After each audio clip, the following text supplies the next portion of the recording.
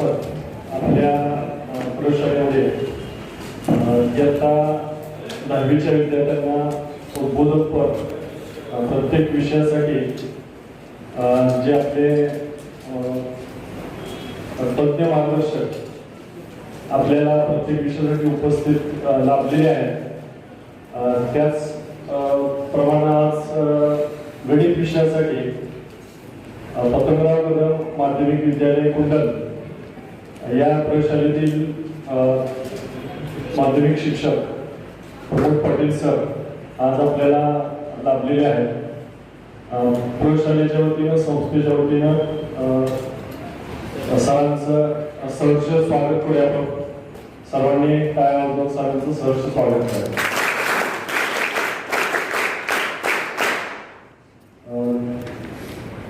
स्टेजवरील मान्य सुपरवायझर अभिनंदन सर, उपस्थित सर्व अध्यापक बंधू भगिनी, तसंच तुम्ही विद्यार्थिनी, आपण या लेक्चरच्या परीक्षेसाठी ज्या काय आपले ज्या त्रुटी राहिलेल्या असतील त्या त्रुटी या लेक्चरच्या माध्यमातून पूर्ण होणार आहेत. तरी पण तुम्हाला काही शंका उपस्थित असतील तर शेवटच्या 10 मिनिटांमध्ये तुम्ही विचारू शकता. सरांचा परिचय करून देणार आहे जे.व्ही. खोबरे सर, त्यांनी परिचय करून द्यावा अशी विनंती. नमस्कार. पलूस शिक्षण प्रसारक मंडळ पलूसचे लक्ष्मणराव किर्लोस्कर विद्यामंदिर अँड ज्युनियर कॉलेज पलूस या प्रयोगशाळेचे सन्माननीय पर्यवेक्षक माननीय आर.पी. कदम सर, त्याचबरोबर गणित विषयाचे अध्यापक, त्याचबरोबर इतर विषयाचे अध्यापक, सर्व विद्यार्थी विद्यार्थिनी, आज या ठिकाणी तज्ञ मार्गदर्शक व्याख्यानमालेतील आज 4थे पुष्प गुंफण्यासाठी गणित विषयाचे तज्ञ मार्गदर्शक पार्वती लाड एज्युकेशन सोसायटी कुंडल या संस्थेचे डॉक्टर पतंगराव कदम माध्यमिक व ज्युनियर कॉलेज या प्रशालेतील गणित विषयाचे अध्यापक आमचे मित्र माननीय प्राध्यापक श्री प्रमोद पाटील सर या ठिकाणी उपस्थित आहेत. प्रथम मी त्यांचे स्वागत करतो आणि सरांचा अल्पसा परिचय मी या ठिकाणी करून देतो. सरांचे पूर्ण नाव प्राध्यापक श्री प्रमोद मोहनराव पाटील असे आहे. सरांची सर्व्हिस ही डॉक्टर पतंगराव कदम माध्यमिक व ज्युनियर कॉलेज कुंडल या ठिकाणी जवळपास त्यांनी 17 वर्ष आतापर्यंत सर्व्हिस केलेली आहे आणि ते सध्या सेवेत आहेत. सरांचे शिक्षण MSc मॅथ्स B.Ed असे आहे. विद्यार्थी मित्रांनो, लहानपणीच आई वडिलांचे क्षेत्र हरवलं आणि बोट धरून देहाच्या मार्गावर चालायला शिकवणार असं कोणी नसतानाही स्वतःच्या कर्तृत्वावर कठोर परिस्थितीमध्ये अतिशय संघर्ष करत त्यांनी हे शिक्षण पूर्ण केलेलं आहे. त्यांचा गरिबीशी व शिक्षणाशी असलेला संघर्ष मी जवळून पाहिलेला आहे.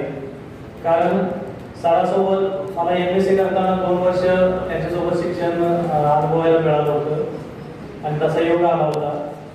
सरांनी तज्ञ मार्गदर्शक म्हणून आजपर्यंत अनेक ठिकाणी व्याख्याने दिली आहेत. कुंडलमध्ये 9वी ते 12वीचे ते क्लासेसही घेतात.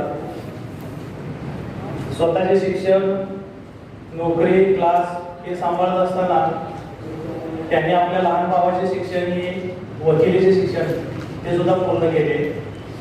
आज सरांचे भाव पलूसमध्ये एक नामांकित वकील म्हणून प्रसिद्ध आहे. सरांनी सामाजिक बांधिलकी शपथ विनाअनुदानित शिक्षणाच्यासाठी अनेक वेळा आंदोलने केलेली आहेत. वेळोवेळी या आंदोलनाची दखल अगदी मंत्रालयाने सुद्धा घेतलेली आहे. त्याचबरोबर या आंदोलनाची प्रसिद्धी G24 तास ABP माझा या TV चॅनलने केलेली होती. त्यावेळी सरांचं स्पीच त्या ठिकाणी घेतलेलं होतं. सरांना अनेक पुरस्कारही मिळालेले आहेत. विशेषतः गणित विषयामध्ये त्यांचा विशेष हातखंडा आहे. सरांचा मला माहीत असलेला हा अल्पसा परिचय होता. यानंतर माननीय पाटील सरांना मी आपल्या प्रशालेतील आपण सर्व विद्यार्थी आणि शिक्षक यांचाही थोडक्यात परिचय करून देतो. सर, आपल्यासमोर बसलेले विद्यार्थी एकूण 290 विद्यार्थी आमच्या प्रशालेचे आहेत. यामध्ये 175 सेमी इंग्रजीचे आहेत, त्याचबरोबर 95 मराठी माध्यमाचे विद्यार्थी आहेत. आणि यापैकी 18 विद्यार्थी ते आमच्या इंग्लिश मीडियम स्कूल विभागाचे आहेत. हे आमचे सर्व विद्यार्थी ते अतिशय गुणवंत प्रज्ञावंत आहेत. यावर्षी होणाऱ्या बोर्डाच्या परीक्षेत सर्वजण उज्ज्वल यश संपादन करतील अशी आशा आहे आणि या यशामध्ये आजच्या मार्गदर्शनामुळे आपलाही खारीचा वाटा असेल. त्याचबरोबर आमच्या या विद्यार्थ्यांना मार्गदर्शन करणारे जे अध्यापक आहेत बंधू भगिनी तेही गुणवंत आणि प्रज्ञावंत आणि उच्च शिक्षित आहेत. आमचे प्राचार्य असलेले B.S. सावंत सर स्वतः गणित विषयाचे आहेत. ते BSc B.Ed असून सरांच्या प्रयत्नातून आणि मार्गदर्शनातून आम्ही आमच्या प्रशालेत आधुनिक मॅथ्स लॅबची संकल्पना राबवित आहोत, जी जिल्ह्यामध्ये एक अतिशय उत्कृष्ट लॅब असेल. त्यानंतर इतर गणित शिक्षकामध्ये श्री S.H. माळी सर हे स्वतः MSc B.Ed MSc मॅथ्स मध्ये आहेत B.Ed असे सरांचे शिक्षण आहे. मी स्वतः MSc मॅथ्स B.Ed BJ असे शिक्षण आहे. त्यानंतर सौ A.S. तारळेकर मॅडम या BSc गणित मध्ये B.Ed आहे. त्यानंतर आमच्या इंग्लिश मीडियम स्कूलच्या गणित विषयाच्या अध्यापिका कुमारी सायली पाटील मॅडम या BSc B.Ed आहेत. आणि विशेष म्हणजे गेल्या 4-5 दिवसांपूर्वी त्यांचा B.Edचा परीक्षेचा निकाल लागला आहे आणि या परीक्षेमध्ये संपूर्ण शिवाजी विद्यापीठातून या मॅडम गुणवंत यादीतून 7व्या क्रमांकावर उत्तीर्ण झालेले आहेत. 7वा. तर अशा पद्धतीने आमच्या प्रशालेमध्ये भव्य प्रशाला, गुणवंत विद्यार्थी, प्रज्ञावंत शिक्षक यांचा त्रिवेणी संगम इथं पाहायला मिळतो. यानंतर हा अल्पसा परिचय मी करून इथे थांबतो. त्याचबरोबर आपले पर्यवेक्षक श्री आर.पी. कदम सर यांना मी विनंती करतो की त्यांनी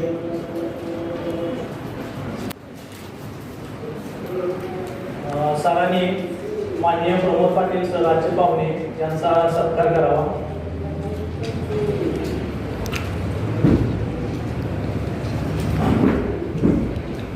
मुख्य देऊन सत्कार करतायत एक आर.पी. कदम सर.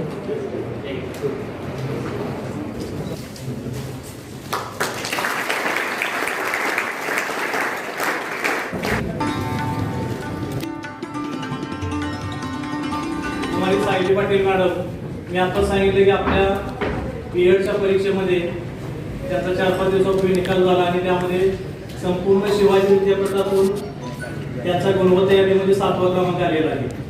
त्यानिमित्ताने आणि विशेषतः म्हणजे ते मॅथमॅटिक्सच्या विषयाचे असल्यामुळं आज आपण तज्ञ मार्गदर्शक प्रमोद पाटील सर यांच्या हस्ते त्यांचा सन्मान सत्कार करणार आहोत. तर माननीय प्रमुख पाहुणे पाटील सर यांना विनंती की आमच्या इंग्लिश मिडियमच्या सायली पाटील मॅडम यांचा सत्कार करावा.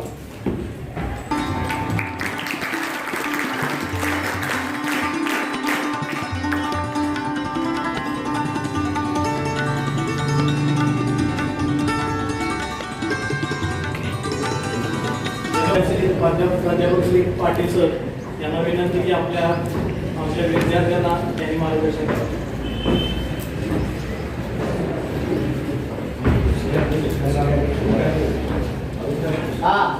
विद्यालयामध्ये आज मला गेस्ट लेक्चरसाठी निमंत्रित केलं याबद्दल माझे सरकारी मित्र खोबरे सर असतील, माळी सर असतील, त्याचबरोबर मुख्याध्यापक सावंत सर या सर्वांचं मी सर्वप्रथम आभार मानतो.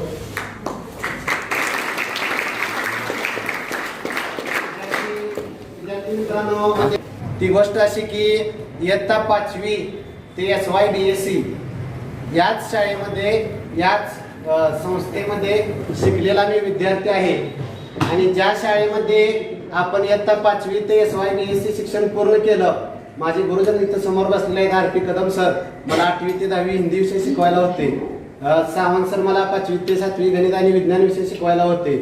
म्हणजे आपले बरेचसे शिक्षक, ज्या शिक्षकांच्या अंडर मी शिकलो, ज्या शाळेने मला घडवलं, मला घडवण्यामध्ये ज्या शाळेचा सिंहाचा वाटा आहे, ज्या गुरुजनाचा सिंहाचा वाटा आहे, त्या संस्थेमध्ये, त्या शाळेमध्ये मला गेस्ट लेक्चरसाठी निमंत्रित केलं. हे खरं म्हणजे माझा सर्वात मोठा सन्मान आणि सत्कार आहे. त्या योग्य मला माझ्या सहकारी मित्रांनी, माळी सर असतील, खोबरे सर असतील, त्यांनी त्या योग्य मला समजलं. खरंच मी धन्य झालो आज. विद्यार्थी मित्रांनो, लक्ष्मणराव प्लसकर विद्या मंदिर म्हणतात ना, सिर्फ नाम काफी है. तसं आपलं हे विद्यालय आहे, आपली ही शाळा आहे. सरांनी मला सांगितले की आमचे सर्व शिक्षक असतील, विद्यार्थी असतील, प्रज्ञावंत गुणवंत आहेत. ज्यावेळी आपला SSC परीक्षेचा निकाल लागतो त्यावेळी हमखास मला खोबरे सरांचा फोन असतो की तुमच्यामध्ये गणिताचा कितीचा टॉपर झाला, किंवा मी तर त्यांना फोन करतोच. आणि माळी सर आणि खोबरे सर यांच्या अंडर 100 पैकी 100चे किमान 8-10 तरी विद्यार्थी असतातच.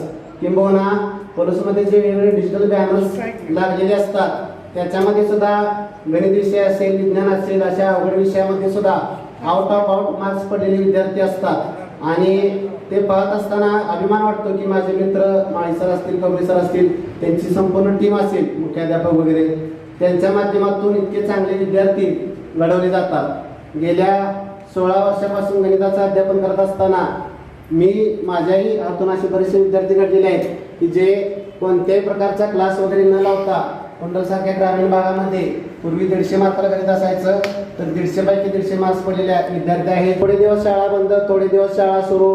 अभ्यासक्रमातला जो काही भाग होता थोडाफार म्हणजे 25% अभ्यासक्रमातला भाग वगळलेला असायचा. बऱ्याच वेळा ऑनलाईन तासाला कसरत बऱ्याच व्हायच्या. झूम मिटिंगच्या बाबतीत काय अडचणी असतील तर मी खोबरे सरांच्याकडून मार्गदर्शन घेत असो. झूम मिटिंगच्या वेळी काही विद्यार्थी गोंधळ घालायचे, दंगा करायचे किंवा पर्सनल चॅटिंग करायची. काही विद्यार्थ्यांचं असं व्हायचं की ते ज्या परिसरात राहतात, वाडीवरती, वस्तीवरती, त्या ठिकाणी नेटवर्क नसायचं, रेंज नसायची. आणि मग जे हुशार विद्यार्थी होते, प्रामाणिक विद्यार्थी होते, मग सरांचा आवाज ऐकू यायचा नाही किंवा काही वेळा व्हिडिओ ब्लर दिसायचा. अशा अनंत अडचणींना तोंड देत सामोरं जात आम्ही सर्व शिक्षक मंडळी संपूर्ण राज्यातील असतील आणि तुम्ही सर्व विद्यार्थी अशा अनंत अडचणींना सामोरे जात गेल्या 2 वर्षापासून कोरोनाशी लढतच आपल्या अभ्यासक्रमामध्ये जो काही व्यत्यय येत होता, आपल्या ज्ञानार्जनामध्ये ज्या काही अडचणी येत होत्या त्या अडचणीवरती मात करून आज आपण या टप्प्यापर्यंत आलेलो आहोत. विद्यार्थी मित्रांनो, कालच आपल्या राज्याच्या शालेय शिक्षण मंत्री माननीय वर्षाताई गायकवाड यांनी आम्हा सर्व शिक्षक आणि मुख्याध्यापक यांच्याशी संवाद साधला.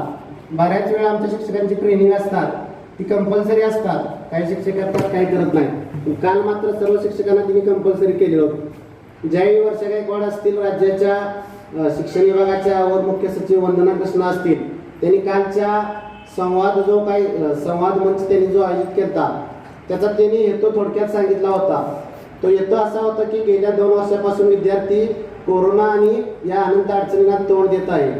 बऱ्याच विद्यार्थ्यांची मागणी अशी होती की आम्ही ऑनलाईन शिक्षण घेतलेलं आहे, आमच्या परीक्षा देखील ऑनलाईन व्हाव्यात. तर ऑनलाईन परीक्षेचे बरेच ड्रॉबॅक्स आहेत, त्यामुळे या ऑफलाईन परीक्षा घेण्यात येत आहेत. तर या निमित्तानं कालच्या त्या संवाद मंचमध्ये याच्या अगोदर असं असायचं की उन्हाळी सुट्टीमध्ये ज्यादा तास असतील, दिवाळी सुट्टीमध्ये ज्यादा तास असतील, सकाळच्या वेळी शाळेच्या अगोदर शाळा 11 ते 5 असतील तर 10 ते 11 असे ज्यादा तास असतील.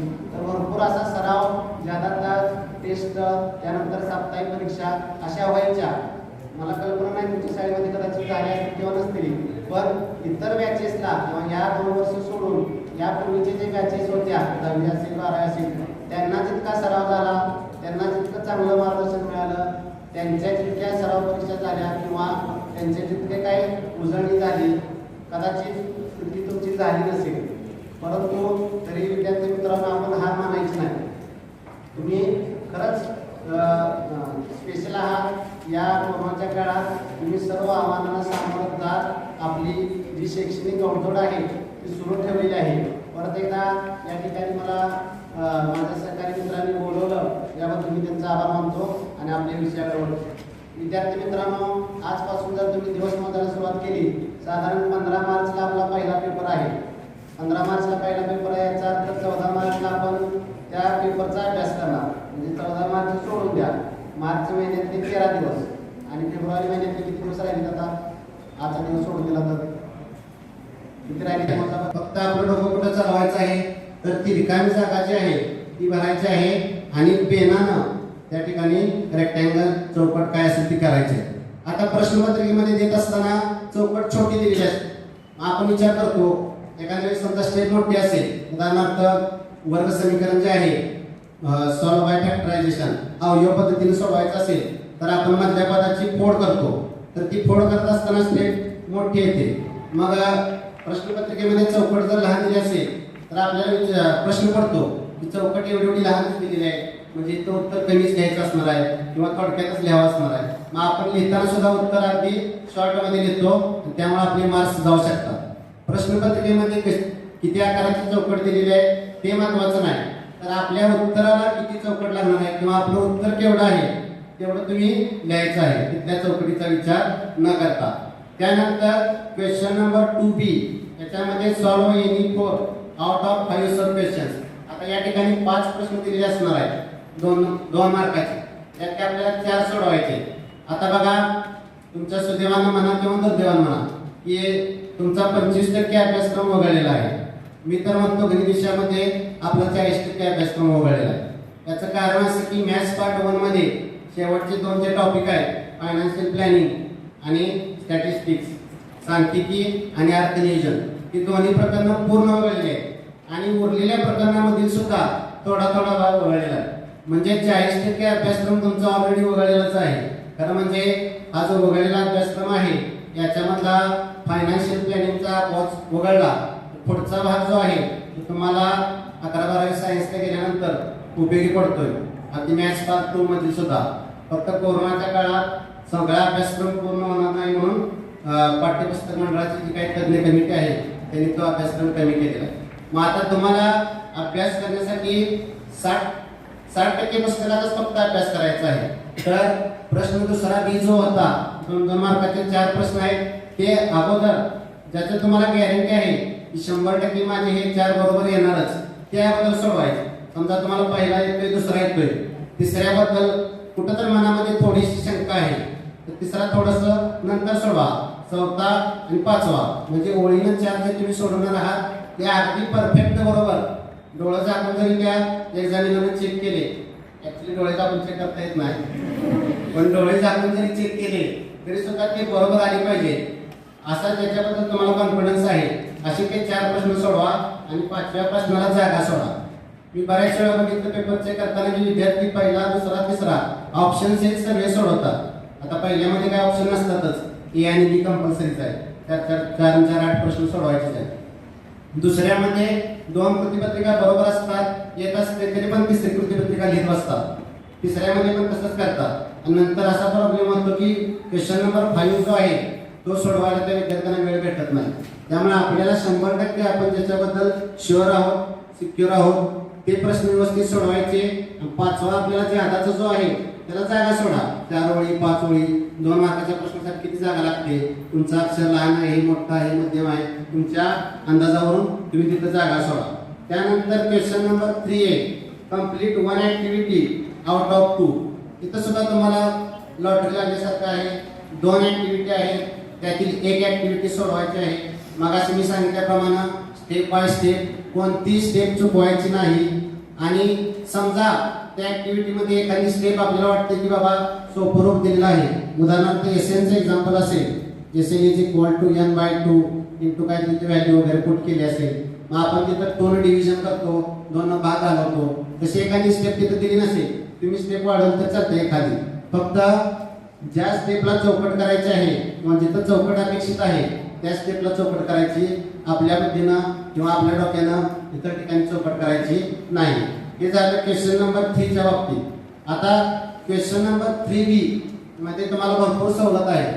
सवलत अशा अर्थाने की त्या ठिकाणी 4 प्रश्नांपैकी 2 प्रश्न सोडवायचे, म्हणजे 4तले कोणते जरी 2 तुम्हाला आले तरी पुरेसे आहे. ते प्रश्न आहेत 3 मार्काचे, त्या पद्धतीने स्टेप्स लिहिल्या पाहिजेत. 3 मार्काचा प्रश्न असेल तर किमान 6 स्टेप्स अपेक्षित आहे.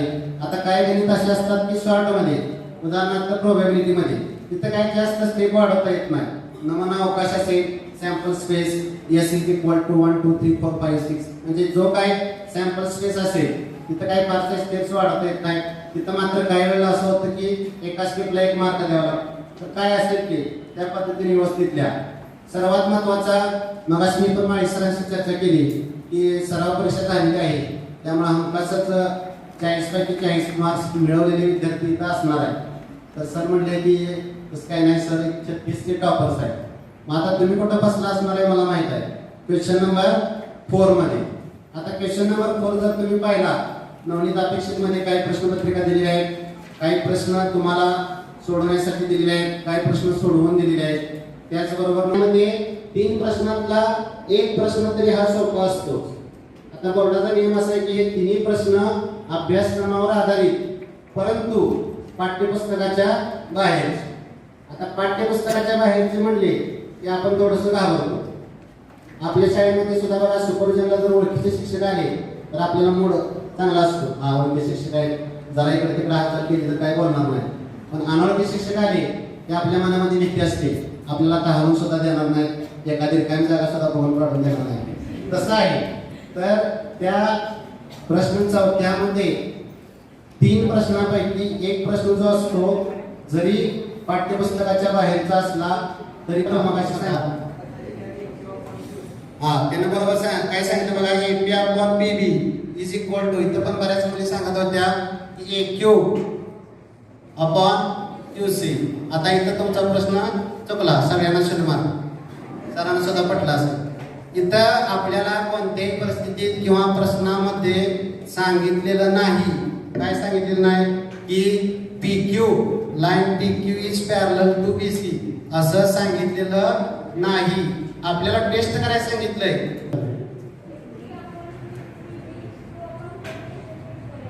तो रेशो अगोदर काढायचा, त्याला सिम्प्लिफाय करायचं, सोपं रूप द्यायचं.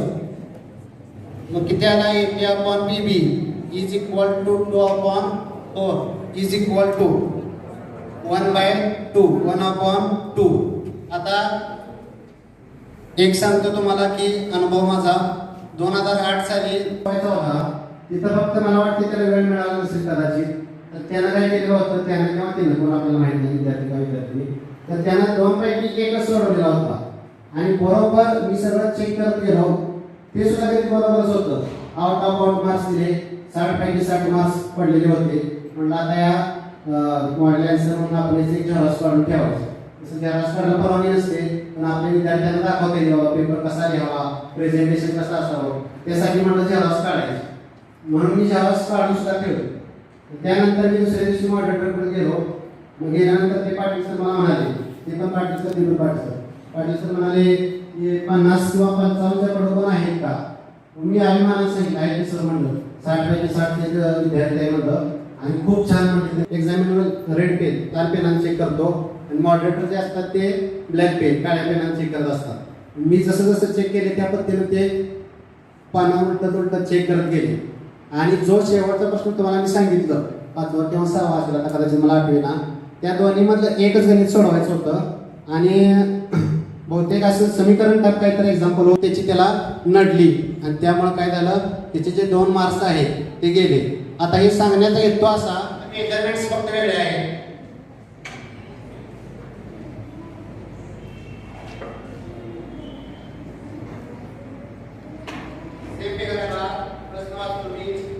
आता ट्रायंगल मध्ये असे मेजरमेंट्स दिले आहेत. 2 किमती शोधा की कशा शोधा, की line PQ is parallel to BC. PQ जो आहे तो BC ला समांतर येईल अशा x आणि y च्या 2 किमती काढा. म्हणजे x आणि y च्या 2 जोड्या शोधा. कसं सोडवायचं कोणाला जर येत असेल तर हातवरती करा. किती मार्काचा प्रश्न आहे, 3 मार्काचा प्रश्न आहे समजा. काय कसं 36 into 81 काय असतं म्हणा का, त्यानंतर PQ स्क्वेअर into 49. तर तसे इथं अजिबात करायचं नाही. ती व्हॅल्यू पुट करायची अगोदरच LHS ला 6 स्क्वेअर ची किंमत आहे ती पुट करायच्या अगोदरच.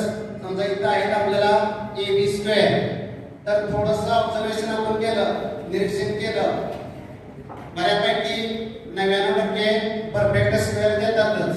जर समजा परफेक्ट स्क्वेअर नाही दिले तर ठरवायचं आहे, टेस्ट करा, व्हेरीफाय करा, आहे का तपासा, चेक करा. हा राईट अँगल ट्रायंगल आहे का हे स्वतः आपण चेक करायचं आहे. आता योगायोगाने असं झालं की इथं हे LHS आणि RHS लेफ्ट हँड साइड आणि राईट हँड साइड योगायोगाने समान आलेला आहे. आता मी दुसरं उदाहरण घेतो. A इज इक्वल टू समजा घेतलं 13, B इज इक्वल टू 11 आणि C इज इक्वल टू 8. आता करून बघूया आपण. तुम्ही सांगितलेली पद्धत, तुमची पद्धत, परत माझी पद्धत बघू आपण. आता ग्रेटेस्ट साइड आहे A square is equal to B square plus C square. Value put केल्या 13 square is equal to B ची व्हॅल्यू 11 11 स्क्वेअर प्लस सी ची व्हॅल्यू आहे 8 स्क्वेअर, हे आले 169 इज इक्वल टू हे आले 121 प्लस हे 64, हे 169 इज इक्वल टू किती आले ॲडिशन बेरीज करून सांगा बरं 185. मग आता विद्यार्थी म्हणतात ना शेवटी चूक निस्तरली जाते, जसं शेवटच्या स्टेपला मग हळूच लिहितात. काय लिहितात 169 इज नॉट इक्वल टू 185 म्हणजे 169 समान नाही 185. आणि मग लिहितात therefore given triangle is not a right angle triangle. तुम्हाला 0 मार्क्स पडणार.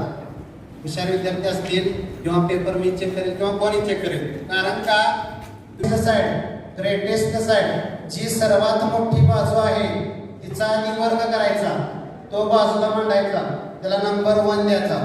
तुम्ही तिथं शब्द नाही दिला तरी चालेल.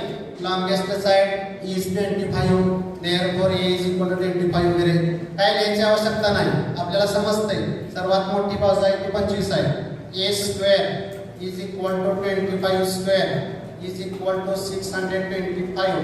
याला रोमन मध्ये नंबर 1 फर्स्ट देऊन टाका. त्यानंतर उरलेले ज्या 2 साइड्स आहेत, आता योगायोगाने काय झालेलं आहे, पहिली बाजू जी घेतलेली आहे ती मोठी आहे. समजा ए 25 न देता त्यांनी सी 25 दिला असता तर अगोदर आपण सीचा स्क्वेअर केला असता. आता sum of squares of remaining 2 sides. आता उरलेल्या 2 बाजूंच्या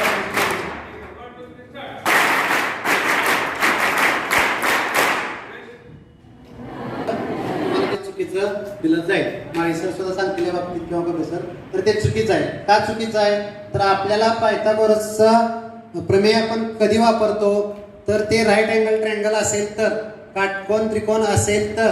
आपल्याला खात्री नाही किंवा माहित नाही की बाबा ते पायथागोरसचा त्रिकोण वापरायसाठी काटकोन त्रिकोण आहे का नाही. त्रिकोण आहे का आपण पडताळा घ्यायचा आहे. मग असे एक पॅरलल लाईनचं उदाहरण दिलं बघा. दिलेला त्रिकोण काटकोन त्रिकोण आहे असं दिलं असेल तर आपल्याला विचारलंय आहे का, म्हणून तो प्रश्न समजून घ्या. ठीक आहे, धन्यवाद. अशी शंका विचारचा. बरेच विद्यार्थी आपल्या बोर्डाच्या परीक्षेला लक्ष देतात. माझ्याकडे गेल्या वर्षी औरंगाबादचे विद्यार्थी होते, चरपीवाल सरांचे. जबरदस्त गणित वगैरे सोडवायचे. आता आपण जे शिकलो त्या पद्धतीने गणित तिथं सोडवायला नाही, फास्टमध्ये तिथं उत्तर काढायचे असतात. तर तुम्हाला विद्याभारतीचं एक पुस्तक आहे NTA साठी, ते चांगलं आहे. त्याचबरोबर तुम्ही MSc पुणे या शासनाच्या वेबसाईटवरती जर गेला किंवा NTS एक्झाम म्हणून जर नेटवर सर्च केलं तर भरपूर क्वेश्चन पेपर्स मिळतात. त्याचा तुम्ही सराव करा. बोर्ड एक्झाममध्ये तुम्हाला मार्क्स मिळणारच आहेत. पण वेगळं काय तर चाकोरीच्या म्हणजे चाकोरीनं रोळलेल्या चाकोरीनं कोणी जातं, पण चाकोरी बाहेरचा जे विचार करतात त्या आयुष्यामध्ये खूप पुढं जातात. त्यामुळे NTS परीक्षा हा सुद्धा तुमच्यासाठी चांगला प्लॅटफॉर्म आहे. उगीच आपलं सरांनी प्रोत्साहित केले किंवा घरचे म्हणतात म्हणून बसलोय म्हणून बसू नका. तर तयारी करा. आणि आपल्या सांगली जिल्ह्यात सुद्धा गेल्या वर्षी 1-2 विद्यार्थी सिलेक्ट झालेले आहेत. सुरुवातीला पूर्व परीक्षा असते आणि त्यानंतर मुख्य परीक्षा जी असते साधारण मे महिन्यामध्ये होते. त्यावेळी तुम्हाला भरपूर वेळ असतो. त्यामुळं त्याच्यासुद्धा तयारीत तुम्ही लागा. काय त्या संदर्भात काय जर अडचणी असतील तर प्रोफेसरांच्याकडून माझा नंबर घ्या. आम्ही गेल्या वर्षी क्लास घेतलेले आहेत, त्यामुळे आम्हाला अनुभव आलेला आहे की विद्यार्थी कुठं चुकतात, कुठं मार्क्स जातात. पहिला पेपर जो आहे त्यात सर्व विद्यार्थ्यांना चांगले मार्क्स पडले होते. आमच्या अकॅडमीचे जे विद्यार्थी होते मातोश्री अकॅडमी बऱ्यापैकी 100 पैकी 85 पुढे मार्क्स होते. पण सॅटमध्ये स्कूल ॲबिलिटी टेस्ट जे आहे त्याच्यामध्येच विद्यार्थी कमी आले. तर त्यासाठी का कमी आले तर गेल्या वर्षी शाळाच बऱ्याचशा झालेल्या नव्हत्या आणि सगळे विषय काही शाळेत शिकवून झालेले नव्हते. आता बऱ्यापैकी ऑनलाईन ऑफलाईन या वर्षी चांगल्या शाळेमध्ये शिकवलेलं आहे. त्यामुळे सॅटची पण तयारी करा, मॅथ्सची पण तयारी करा. मी गोलची बनवणार वयाच्या 10व्या वर्षी तो ठरवतो की जगातला फुटबॉल विश्वातील सर्वात उत्तम जगात 1 नंबर गोलकीपर कोण होणार तर मीच होणार, असं तो स्वप्न उराशी बाळगतो. मग स्वप्न फक्त मनात ठेवत नाही, डोक्यात आयडिया आल्या दुसऱ्या मिनिटाला आईवडिलांना भेटतो. आईवडिलांना सांगतो पप्पा मम्मी मी आज आत्ता या क्षणाला ठरवलंय की मी या जगातला सर्वोत्कृष्ट गोलकीपर बनणार आहे. आईवडिलांना सुद्धा कौतुक वाटतं, छान बाळा. दुसऱ्या दिवशी त्याचे आई वडील पॅरेंट्स त्या शाळेमध्ये जातात. तिथले जे स्पोर्ट्स टीचर आहेत, खेळाचे शिक्षक आहेत त्यांना भेटतात. सर असा आमचा विद्यार्थी, माझा विद्यार्थी, आमचा पाल्य म्हणतोय की त्याला जगातला सर्वोत्कृष्ट गोलकीपर फुटबॉलच्या खेळातला बनायचा आहे. त्या दृष्टीने तुम्ही कोचिंग सुरू करा. सर म्हणतात ठीक आहे, मला असेच विद्यार्थी आवडतात. सर त्या विद्यार्थ्यावरती लक्ष देतात. विद्यार्थी मित्रांनो, फक्त त्या सरांच्या वरती विसंबून न राहता त्याचे पालक जरा आर्थिक परिस्थिती चांगली असते. आपल्याकडे जसं गणित इंग्रजीचे ज्यादा तास आहेत, बाहेर शिकवणे आहेत, तशा परदेशामध्ये संगीत असेल, खेळ असेल शिकवणे असतात, खाजगी क्लासेस असतात. तर खाजगी कोचिंग क्लासेस फुटबॉलमध्ये, त्या फुटबॉलच्या खाजगी कोचिंग क्लासेसमध्ये त्या विद्यार्थ्याला ते घालतात. तिथली फी वगैरे काय असेल ती भरतात. विद्यार्थी मित्रांनो, त्याला जो कोच म्हणून जे शिक्षक लागतात ते माजी खेळाडू, स्पेन या देशाकडून खेळलेले माजी खेळाडू असतात. ते बघतात की ह्या विद्यार्थ्यामध्ये खरंच काहीतरी दैवी देणगी आहे आणि जगातला सर्वोत्कृष्ट खेळाडू हा बनणारच. वयाच्या 10व्या वर्षी अकॅडमी जॉईन केलेला विद्यार्थी शालेय स्पर्धा, जिल्हास्तरीय स्पर्धा, त्यानंतर विद्यापीठात गेल्यानंतर महाविद्यालयीन स्तरामध्ये महाविद्यालयीन स्पर्धा, सर्व स्पर्धा गाजवतो. आणि फुटबॉल जसा देशांच्या वतीने खेळला जातो तसा वेगवेगळ्या क्लबच्या माध्यमातून सुद्धा खेळला जातो. तर तिचं स्वप्न असते की स्पेनमधला सर्वात मोठा क्लब, मी नाव सुद्धा कदाचित पेपरला वाचलं असेल, रिअल माद्रिद, त्या क्लबकडून खेळायचं असं त्याचं स्वप्न असतं. राष्ट्रीय स्तरावरील स्पर्धेमध्ये चमकल्यामुळं त्या रिअल माद्रिद क्लबचे जे मेंबर्स असतात ते स्पोर्ट्स चॅनलवरती त्यांनी त्याचे ते सामने पाहिलेले असतात. ते त्याला बोलावून घेतात, त्याची टेस्ट घेतात, फिजिकल मेंटल सगळी टेस्ट घेतात आणि त्यानंतर ते त्याच्याशी कॉन्ट्रॅक्ट करतात. विद्यार्थी मित्रांनो, वयाच्या 20व्या वर्षी त्याला जणू आपण आकाशाला गवसणी घातली असं वाटतं. खूप आनंदित होतो. त्या आनंदाच्या भरात घरी जातो, आई वडिलांना सांगतो, आई बाबा, जगातला सगळ्यात 1 नंबरचा क्लब रिअल माद्रिद यांनी मला साईन केलेला आहे, मला त्यांनी निवडलेला आहे आणि आता त्या क्लबकडून मी खेळणार आहे. मग त्या आनंदामध्येच तो काय करतो, तर मित्रांना पार्टी द्यायचं ठरवतो.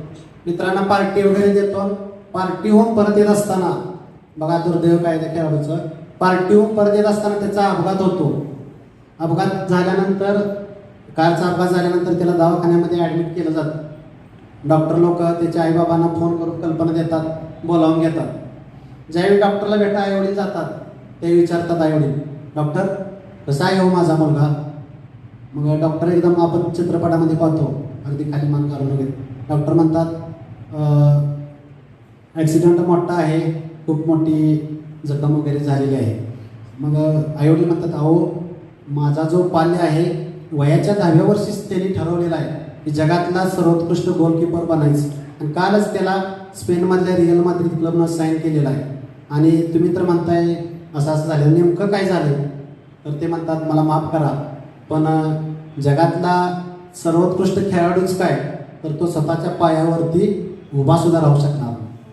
त्यावेळी पायाखालची जमीन सरकली असं आई वडिलांना वाटतं, कारण डॉक्टर सांगतात की कमरेपासून त्याचे दोन्ही पाय डोळे पडलेले आहेत आणि तो काही सुद्धा करू शकणार नाही, स्वतःच्या पायावरती सुद्धा उभं राहू शकणार नाही.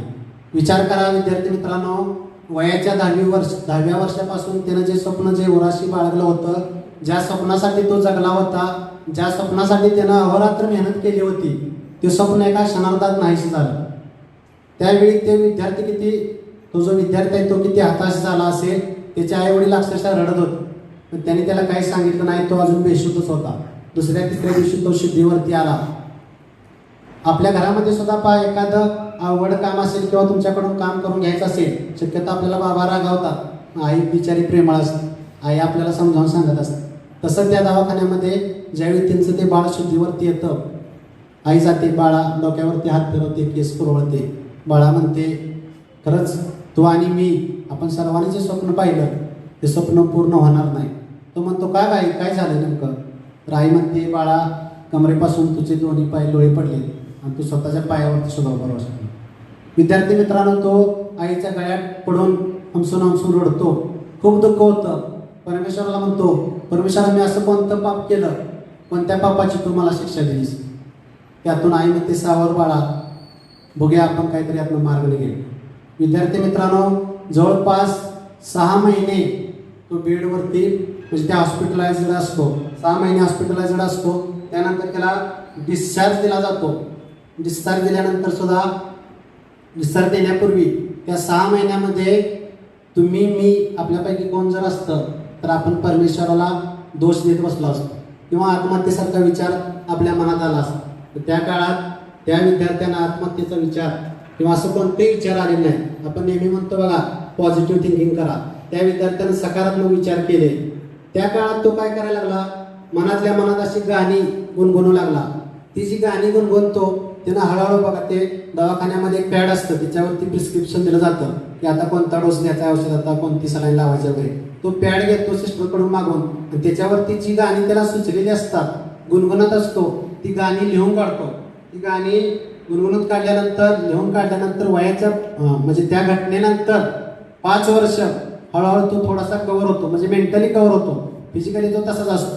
पण त्या 5 वर्षामध्ये त्यानं आपलं फोकस जे आहे, आपलं मन जे आहे ते फुटबॉलकडून लेखनाकडं, गीत लेखन म्हणजे गाणी रचना, गाणी गायनं याच्याकडे तो वळवतो. आणि 5 वर्षामध्ये तो हजारो गाणी लिहितो.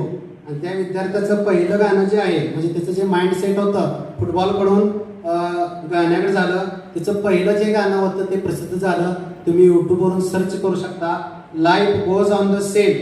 हे जे त्याचं पहिलं गाणं आहे, त्या गाण्याला जवळपास 3 कोटीहून जास्त त्याची विक्री झालेली आहे. आपण पहा फेसबुकवरती किंवा इन्स्टावरती, आता तुमच्यातल्या बऱ्याच विद्यार्थ्यांची फेसबुकला अकाउंट असणार आहे, एक 8-10 जरी लाईक्स मिळाले मित्रांच्या नाईस डीपी वगैरे तर आपण खुश होतो. पण त्या विद्यार्थ्याला म्हणजे त्या गायकाला 3 कोटी त्या अल्बमची पहिल्या 1 महिन्यामध्ये तिची विक्री झाली. आणि हा जो प्रतिभावान म्हणजे म्हणतात ना, राखीतून फिनिक्सच्या पक्षाप्रमाणे भरारी घेतली, ही रिअल स्टोरी आहे.